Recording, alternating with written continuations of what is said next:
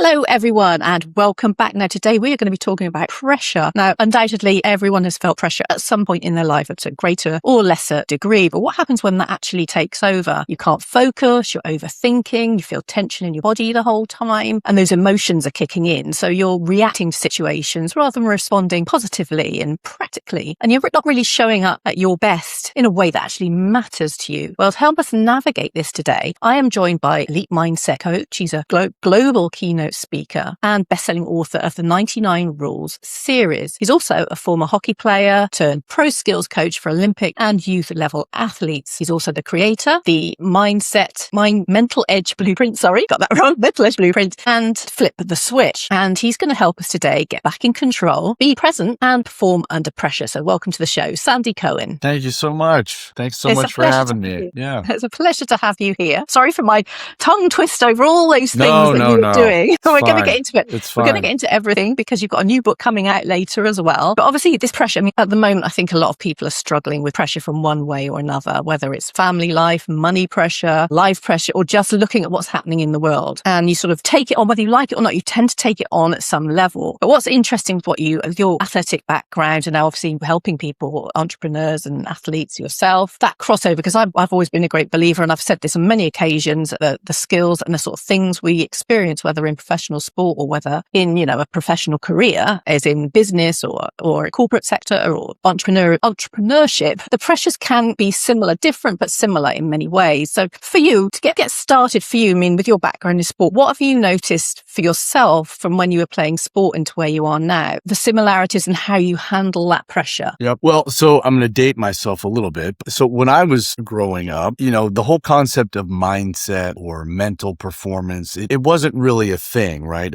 Nobody wanted to go talk to the mental person, like that wasn't something you wanted to put out there. But so I've really spent my life, almost my professional life, 16 plus years, kind of being in this realm of what I call mindset. And I specifically don't refer to it as mental performance or mental anything, because I think the insinuation there is that somebody is broken and they need to be fixed. That's not what I think mindset is. I think that mindset, how we think, how we process, whether you're an athlete, a CEO, whatever it is, we're basically talking about 7 things, which is belief, attitude, grit, focus, emotional control, discipline, self-awareness. The combination, you put all those into a blender, shake them up. So I think really that mindset is the foundation of the building. I don't care what you're trying to stack on top of it. Mindset for everybody is the foundation, right? So adversity is coming for us all.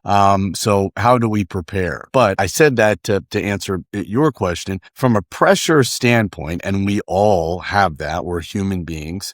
You really kind of nailed it in your intro that pressure comes from a couple different places, but I think for most, the simplest thing is that they are living in either a future or past area of consequence, right? They're not playing the play or living in the moment, which again is normal, but pressure, the anxieties, the fears, we're typically letting the tape run either forward or backward. And we're starting to get anxious or nervous or uncomfortable or anything about something that hasn't even happened yet. There's no guarantee that it will happen. And it doesn't mean that it did happen. So I think a good thing as it relates to pressure is knowing that thoughts are just thoughts. Thoughts are not facts.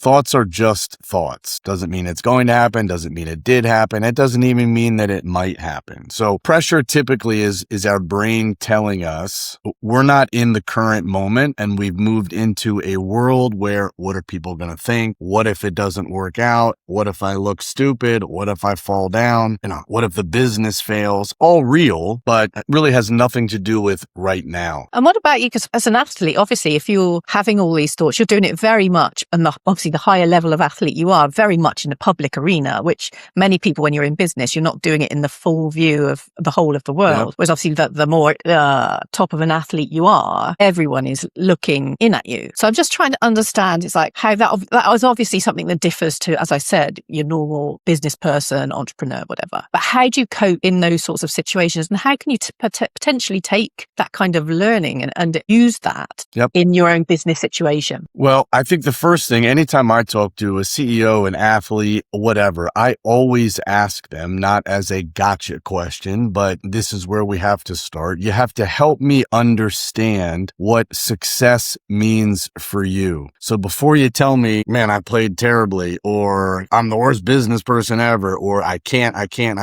you might be right. I have no idea, but help me understand what success means. And right off the bat, what we normally see is that people can't even clearly define what success means. Like, where are we trying to go? It doesn't mean that that's the only thing that's focused, but we have to have a direction. So sometimes the pressure or the moment feels too big because we really can't wrap our arms around what are we even doing here, right? So you wouldn't get into your car and just start randomly driving, right? You'd have a destination. The destination, right? So you can pick the route. You can know, are we on pace? Do we need to go another direction? So I think for a lot of people, identifying what is it all for? What does success even mean? Because we got to get to a place where we can control what we can control. And if we don't know what we're doing or where we're going, that really kind of helps the moment become bigger than us. I mean, does that kind of mean that sort of, if it's a case of knowing where you're going, is that something that maybe we feel more pressure early on? So early on in your career, early on in your business? Or do you find that it's the same even when people are at that top level of success? The pressure is greater because obviously your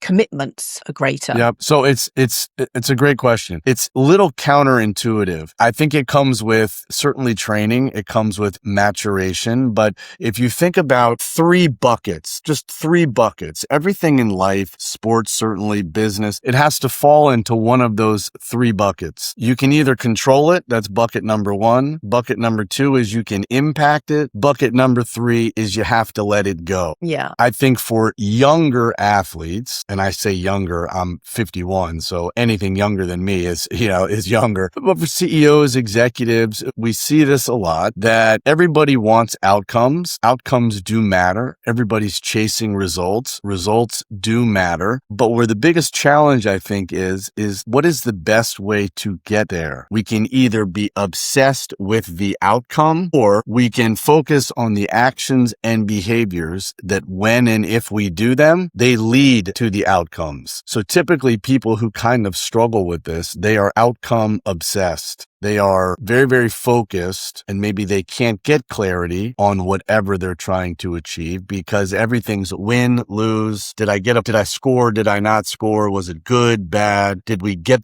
the contract? Did we not get the contract? Results, of course, matter, but the irony is that the only thing that gives you the best chance to be successful, to get the results that you want, to be able to impact things, is to control what you can control. And that's it.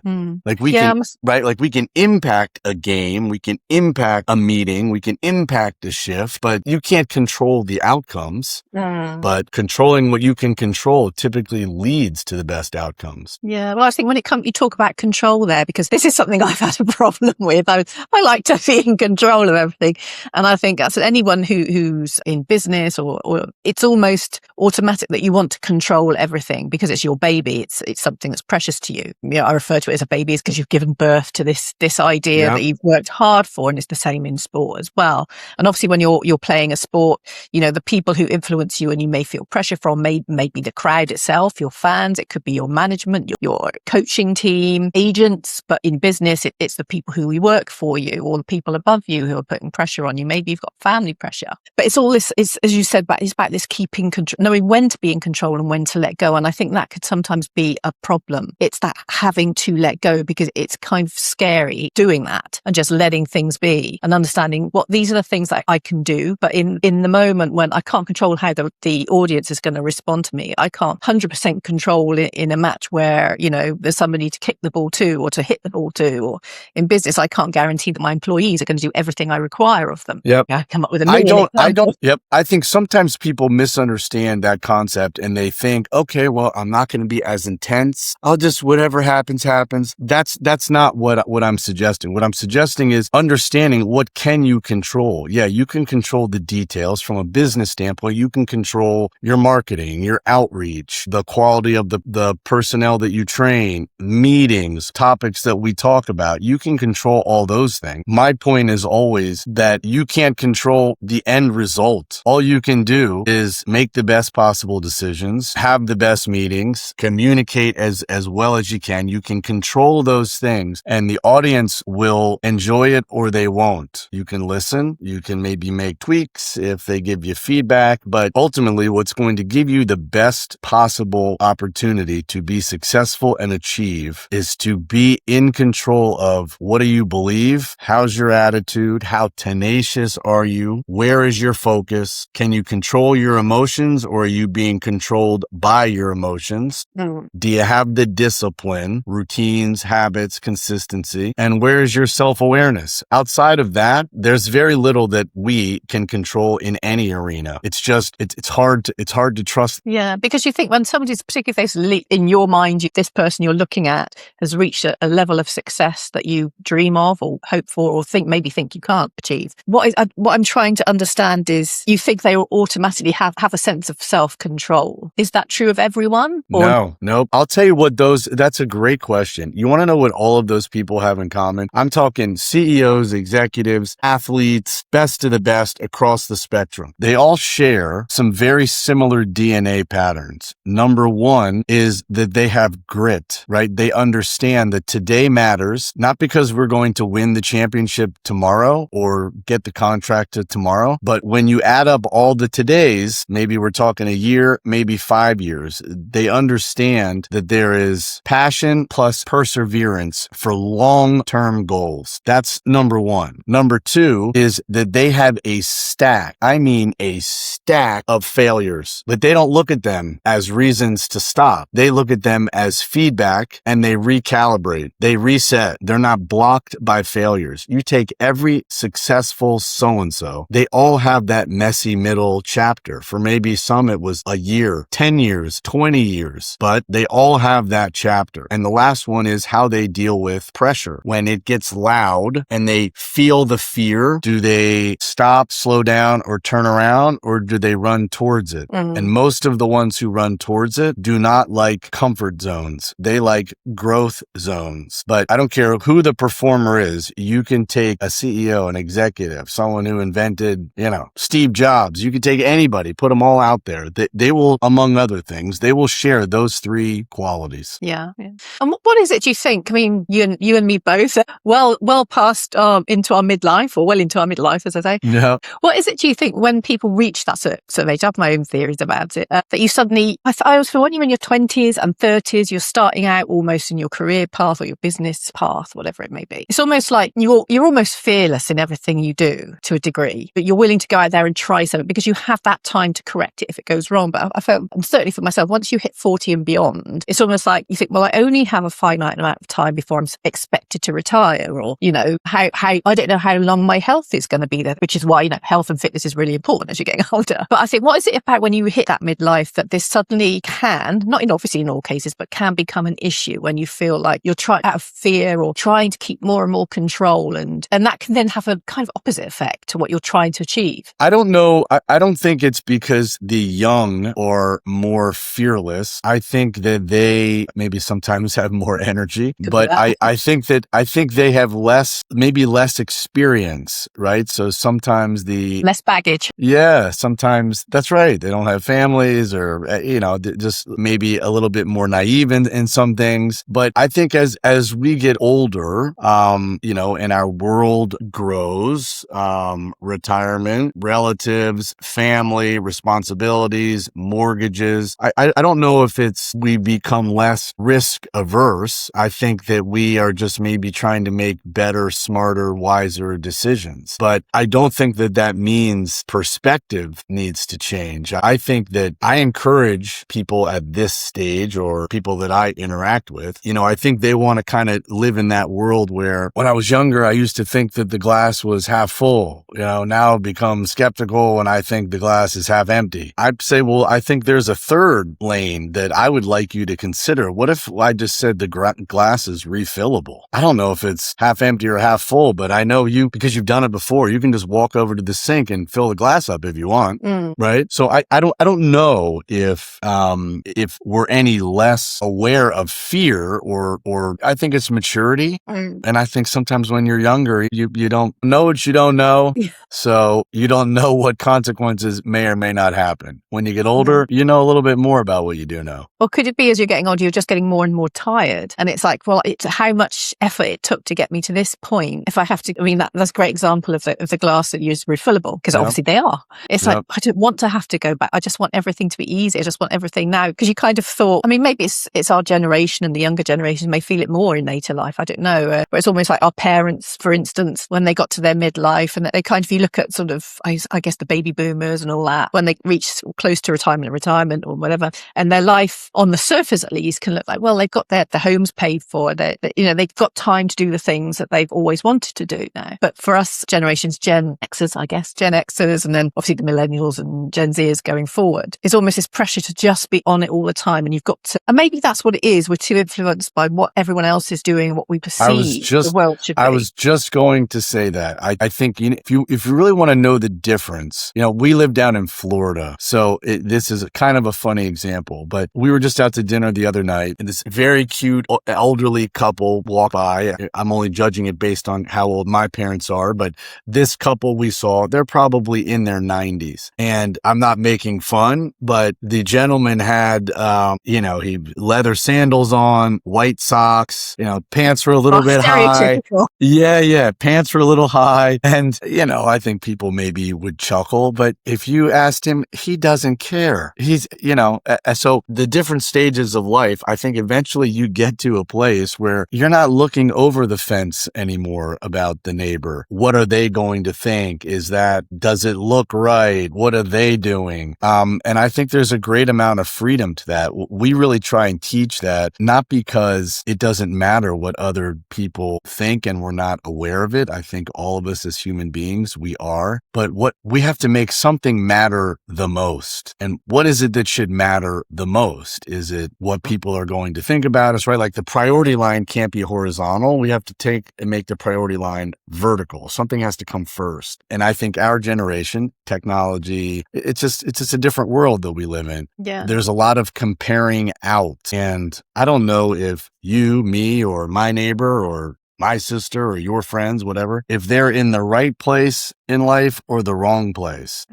But compared to what? I mean, I don't know what they want, but is it because they don't have a yacht? I don't know if that means your life is bad because you don't have a yacht. You're no less than. That's just not your life. But then I guess that comes down to purpose of conversation. I've had so many conversations about purpose and passion, and I don't want to rehash that conversation. But when we were talking earlier about outcomes, and really, as you said, you're really thinking about what it is you want to do, the outcome you want. But then at the point you have set your outcome, but then instead of just focusing on that, it brings us back to the next half of the conversation, which is about being present, doesn't it? Because if you're too focused on some external or material thing, there's no real depth to that. This can become very frustrating and can put you under pressure. Well, I haven't achieved this thing that I'm perceived to should have achieved at this point in my life. But maybe really, is it checking in with ourselves and saying, well, who am I? What is it I actually want to achieve? And how can I put a plan in place to feel more fulfilled, or whatever it may be? Yes, I think all of those things. And again, I mean, I work with some very, very high level athletes, certainly, and CEOs. So what I'm not suggesting is we just randomly throw it against the wall and, hey, if it works out, great. Everything's cool, whatever. Like, these are very, very driven people. And they have expectations and standards. I'm not saying they should abandon the standards. My message always is rather than focusing on this beautiful cake that's in the display case, because I can't make that. But if you give me the directions, we're just going to add the flour to the sugar, like the ingredients. That's how you get to the best possible cake, right? I don't think that people should want less. I don't think that people should lower their standards or expectations for what they want out of life. I think that they should chase the actual things that help them achieve it, which are the actions and behaviors, and understand that there is an element of discipline and grit that doesn't happen in minutes. For some, it might. But again, the people that they are probably comparing themselves to, if you went and asked all those people, how did you get here? Every single one of them will have a story that is something like, well, it didn't work for 20 years. I almost gave up. I was living in my car. I maxed out all my credit cards. My spouse left me. Or, that happens in every, the 3 other businesses I started, they failed. I went into bankruptcy.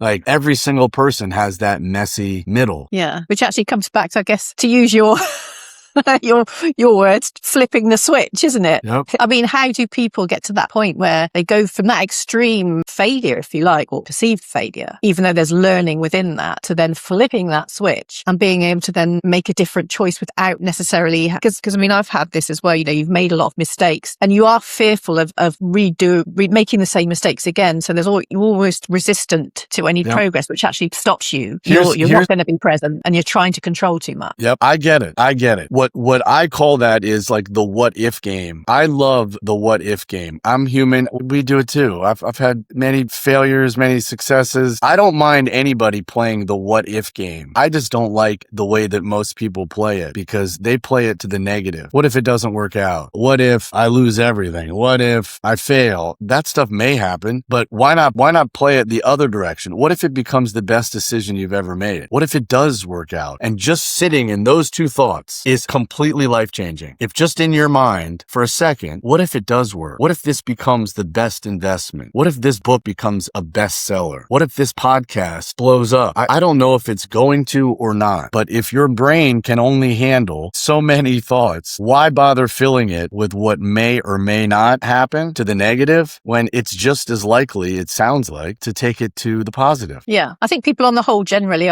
do tend to veer towards the negative, the fear more. But it is possible to come out of that. It can, but it does take some work on yourself to do that. And you have to go through this period of change, which I think a lot of people is the challenging point. But once you get over to the other side, you think, oh, why didn't I do this sooner? Yep. You know what? Yes.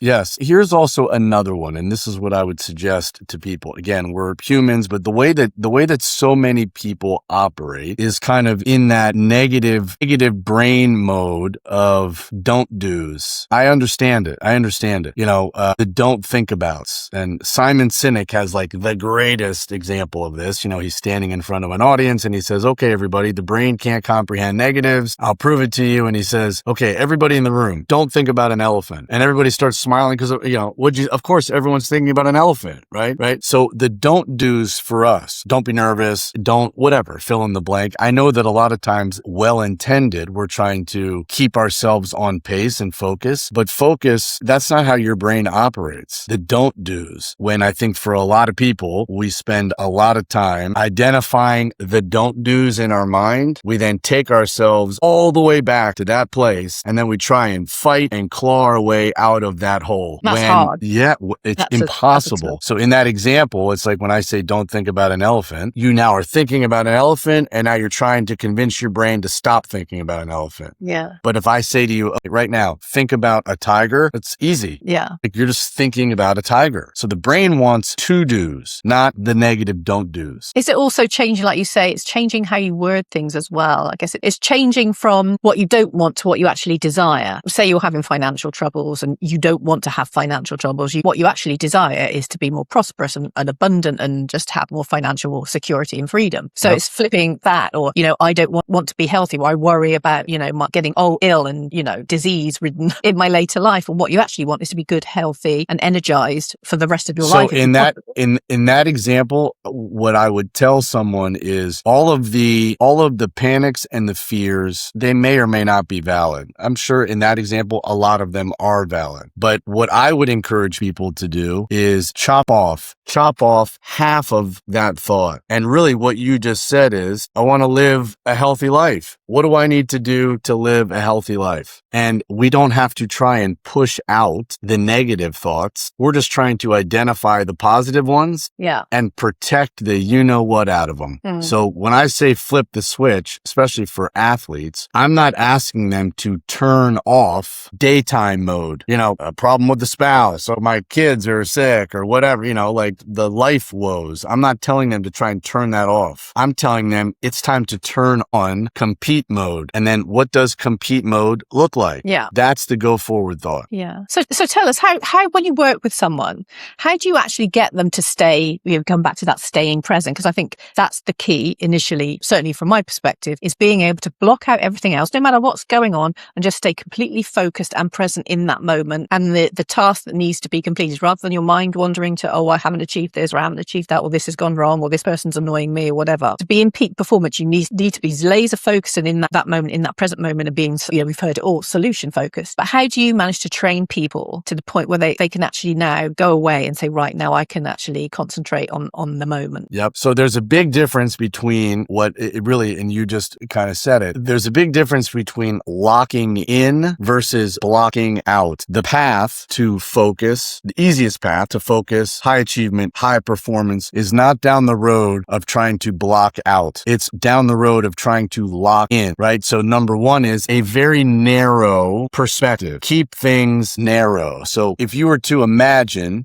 a drawing where it was essentially like a V, and what I was trying to show you is your vision getting broader and broader and broader. And towards the top of the V, I put like two big, like quarter-sized circles. I would say that's awareness. But if I change the V to like an upside down V and made it very, very narrow, you follow me? Those two quarter-sized circles, they're in the exact same place, but they're now not in your lane. So you didn't try to block them out. You just tried to lock in and keep things narrow. So for most people, the concept of focus has to be what now? I mean, right now, because you can't possibly be thinking about right now, yesterday, and 2 weeks from now. That's just not how the brain works. Yeah. So keep things narrow. Yeah. Because there is all that. I mean, I keep coming back to myself as an example. Yeah, that's all right. My mind is all over the place. Yeah. And obviously when you're happy and everything's going well, it's very easy to stay focused on the thing you want to. But when you've got lots of pressure, lots of stress, lots of things going as you perceive it wrong, maybe,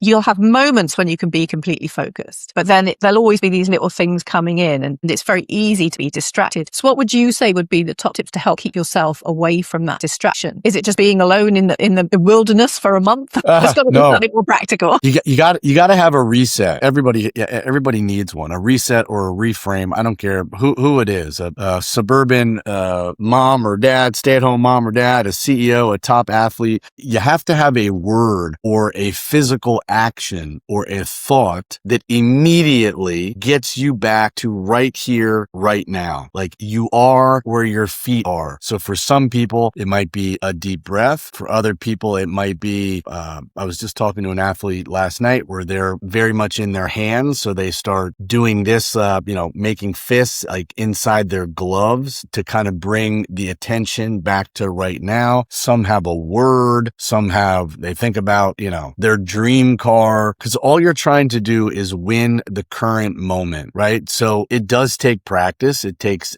discipline. But for so many people, when we start to feel it and then they start to close their eyes and say, okay, don't think about that. Don't think about that. The minute you start saying that, your brain is locking into that don't think about. So you got to do something that gets you a reset, a reframe. Maybe it's a word. Maybe it's a deep breath. For me, I don't mind sharing it. I teach this to a lot of people. Some use it, some don't. I literally say the phrase, what now? What now? Like, no matter how mad I get or how frustrated I get, like this just happened. We were traveling recently at an airport. It was a very challenging situation in the States, totally out of my control. I could have handled what was happening many, many different ways. I certainly wanted to handle it a different way, but I just took a deep breath and said, well, what now? The only thing that was important right now is got to find a new flight to where we were going. Like, because it's very easy to get into a panic mode, and then, like you say, your emotions take over, and that there's no blood flow to the brain, and that's why you can't think and you can't get focused. You suddenly get caught up in these emotions and this overwhelm. Something happens. Something has to come first. So it's hard.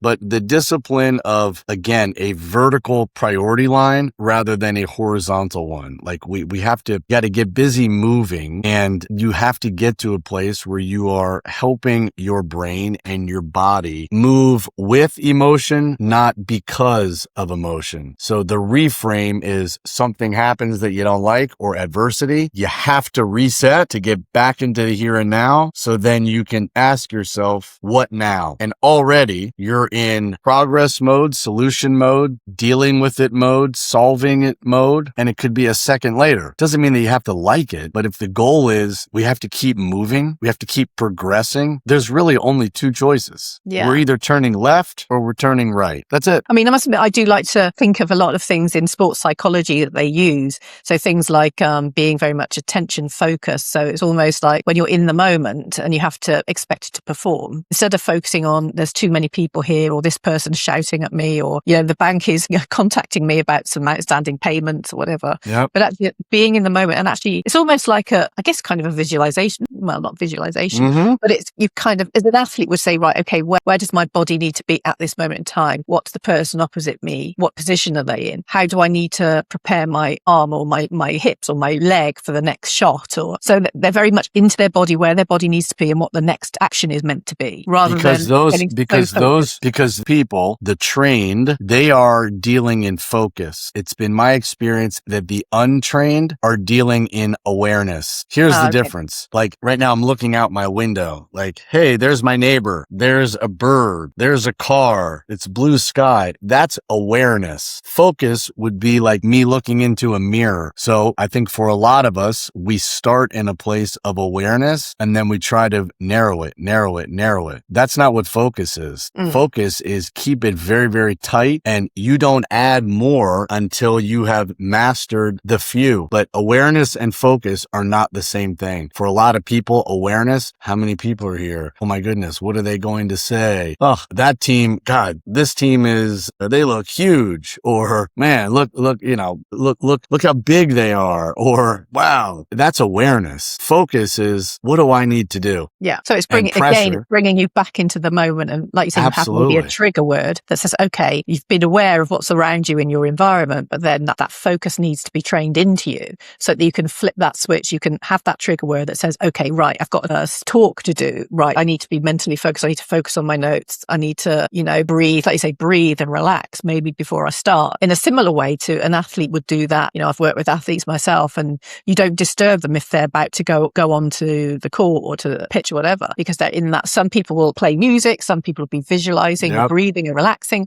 Everyone has their own methods they like to use to help them ready. But if you go in and disturb them, then, that's a problem for them. And I think it's just you've got to find your own, it's almost like your own preparation, I guess. I think that people, again, the preparation has to be on doing the things that are focus oriented and that are centered around locking in, not blocking out. We are in control of the lock in. I talk to coaches about this all the time. Teach the lock in and not the block out. Okay, right. I'm with you. Does that make sense? Yeah. So you're still kind of aware of everything that's going on, but you need to lock in on the thing that's important in that moment. Yeah, I mean, we're human. We can see what's going on. We can feel it. But true focus, if you watch an athlete before, I mean, you could see it with their eyes, their breathing. A lot of them have a verbal routine that they're going through, right? They deal in phrases that are like, I am, I can, I do, I am a goal scorer, I can, whatever. But what they are not doing is watching a highlight reel of all of their past failures and things not working out. So whether it's visualization, whatever, they are moving to a place of controllables and dialing in on that. That's number one. The second one is positive self-talk. Positive self-talk. This probably spans across everything more than anything else that I do. I tell athletes all the time, and a lot of maybe like the business people that I work with, the men especially, who are golfers also, they resonate with this. As it relates to self-talk, here's the key. If you would not say it to somebody else, you cannot say it to yourself. You can't even think it, right? So how many times does an athlete come off the field or the ice or whatever it is, you're the worst. God, that was the worst pass ever. And they're just beating themselves into submission. But they wouldn't say that to a teammate.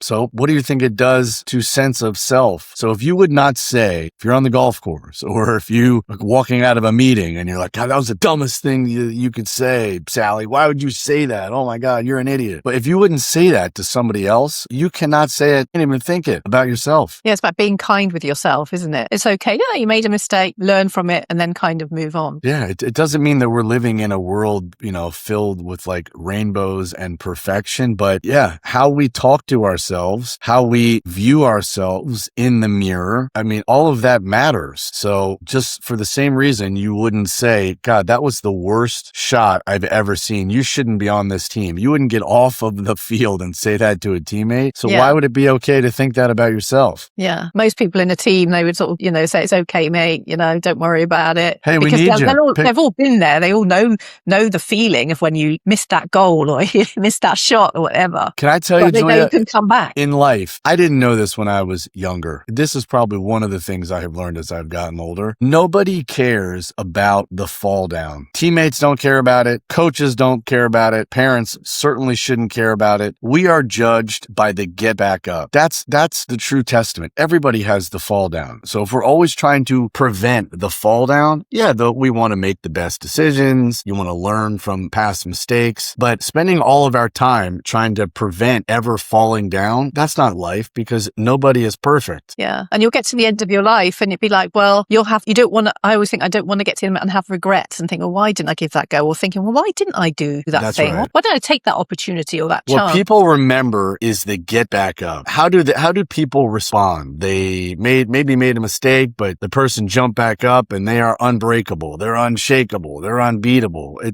This concept of trying to be perfect, I don't even know what that means, but like mistakes, I don't even know if they're mistakes. It seems like they're just elements of learning. Yeah. Maybe we need to change that wording about it. If you're willing to get back up and give it another go, or try a different angle, maybe like you say, you've got to say, well, it's a learning. I've been taught something. I haven't made a mistake. I've just learned how not to do it. The athletes that I talk to and certainly the coaches, I don't really spend much time talking about winning and losing. I think it's like winning and learning. And that's why so much of the work that I do with younger people on the confidence side, the belief side, what does success mean? Obviously, it's not as detail oriented as it would be for a professional athlete or for an executive, but it is learning the building blocks of like being tenacious, trying new things, going for it, believing in yourself, being focused. At the end of the day, sports, everybody hangs up the jersey. So I often say to people,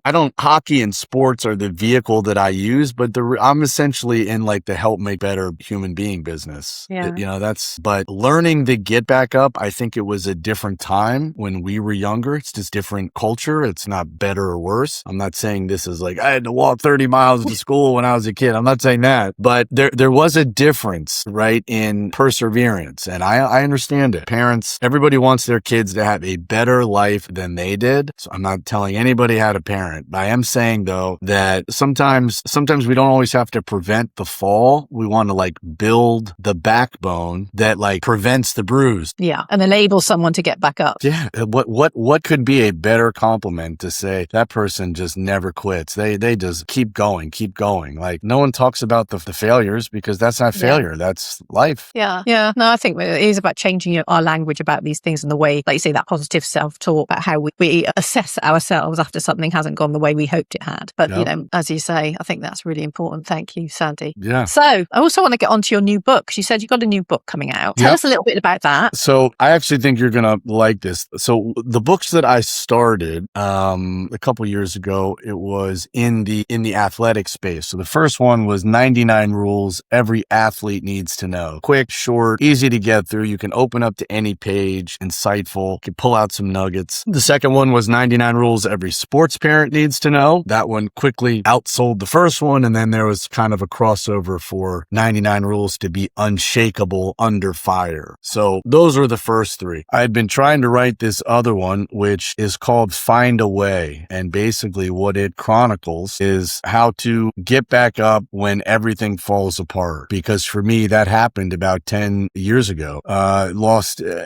everything outside of my control, business, money, house, everything that I had worked my entire life for. And I was in a bad spot. And I started chronicling, what do you do when life falls apart? It's just what I did. I'm not trying to tell anybody how to live their life, but it does chronicle the get back up. And it's action. It's one day at a time. So whether someone is going through a breakup or lost their business or whatever it is, this is for someone that needs to know, hey, there's a way. This is the book. So it comes out May 1st. Okay, so not far away then, only a month away. So yeah, people be able to get that. They and they'll be able to get that everywhere, Amazon, usual bookstores. Amazon, yep. All of them are on Amazon. My website, sandycohen.com. All the books are there, and they can pre-order the Find a Way book right now on Amazon. Well, I think that's going to be really pertinent to a lot of people, because I think there are many people at the moment, I mean, I don't know about the States, but in the UK are really struggling these days with everything. Yep. So I think even if you haven't completely crashed out of the game yet, if you get it early, you might prevent yourself being able to take the next level before everything. That's right. So it's always having, and I think when you're in that state, it's like having a step-by-step process that you can turn to and say, okay, this is what I need to do, because you can sometimes get a bit caught up, like we say, in the negatives and in the worries and concerns, and it's almost like you just want someone to say, please, someone just tell me what I've got to do next. That's exactly right. It's exactly right. Yep. In my darkest moments, that's what it's been. It's just, you just think, I don't know what else to do. Somebody please tell me. Because I think as well, and particularly in entrepreneurship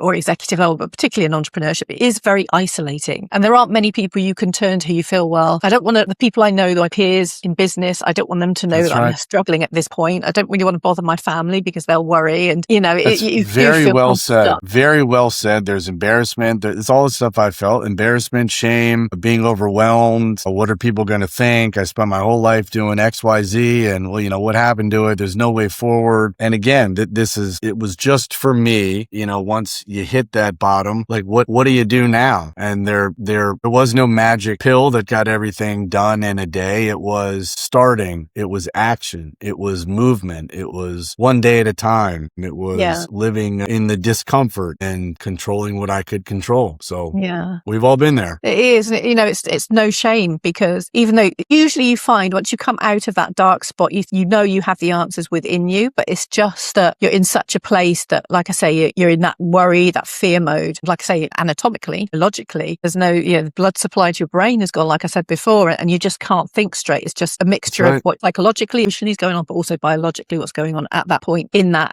context. Yep. So I think sometimes you just need to find a plan and some way. I mean, someone like yourself or reading your book in this case just gets you thinking, okay, gets the thought process going and gets you back focused and back aware of your situation and being able to say, okay, now I can make a plan. And it just takes you out of yourself, which I think is That's exactly right. It takes you out of yourself and you start progressing. You can start celebrating wins. You can start tracking progress. One of the things, last thing I'll say on it, one of the things that really, ever since I was a kid, and I've been coaching for a long time, but my dad always used to say to me, if something went wrong, he would always say, win the next minute. Just keep winning the next minute. I don't think you truly understand it until you get older. And then when you're like, wow, things really are not going well right now, then you start to say, I guess, well, if I win enough minutes, maybe I'll win the hour. Win enough hours, you start winning days, weeks, months. And eventually one day, like you said, you kind of rub your eyes and look back and it's like, well, how did I get here? Basically, it was just a series of winning the next minutes. That's it. Yeah. And I think that's good that now, and this is the positive thing about, social media and doing podcasts and all this sort of stuff, that the next generation that are coming have the opportunity to learn all this in a way that our generation and our parents' generation just never did. That's right. Only had, your parents, and for most people, they probably had great parents, but there's some that didn't. And so being able to teach them that this is how you get yourself, because I think that, like you said earlier, that ability to come through and just keep getting up and moving forward. I mean, we've heard, who was it? Was it Sly Stone, or was it when he was playing Rocky? When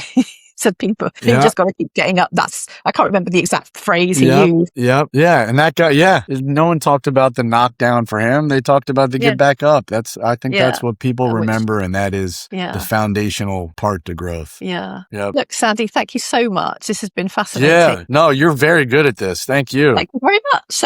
Yeah. It's a very natural conversation. Always love a compliment. Yeah. No. It's very natural conversation. I love it. Yeah.